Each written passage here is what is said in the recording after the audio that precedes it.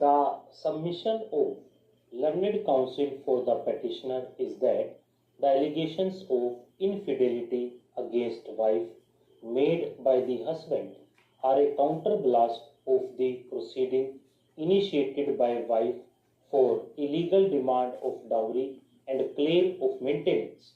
The allegations leveled in divorce petition are without any basis.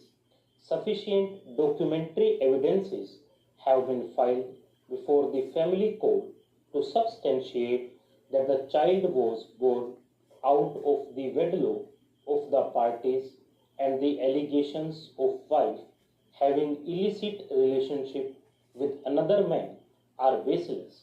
Submission is that the family court could not have ordered for conducting DNA test in a routine manner without applying its mind on the evidence brought before it merely on the basis of allegations made in the divorce petition. Learned counsel for the husband, on the other hand, placed reliance upon the judgment in Deepa Roy Supra to submit that the apex court in that case had directed that in case of allegations of infidelity of wife, it would be impossible for husband to establish and confirm the assertions made in the pleadings. DNA testing is the most legitimate and scientifically perfect means which a husband can use to establish his assertion of infidelity. It is most authentic, rightful, and correct means also for wife to rebut the assertion of her husband and to establish that she had remained faithful, not adulterous, and loyal to her husband. The clear picture would be drawn by conducting DNA test, and if wife is right, she shall be proved to be so.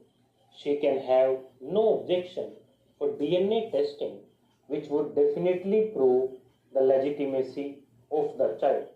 Considering the submission of learned counsel for the parties and the facts noted above, a specific query was made from the learned counsel for the husband as to the stage of the divorce petition.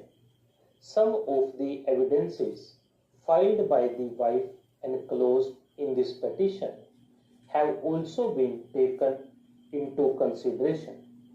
Having considered the nature of allegations and the evidence filed by the wife, this court is of the prima facie view that the questions as to whether the child was born out of the wedlock of the parties and whether the allegations of infidelity are false has to be examined on appreciation of evidence in the divorce petition.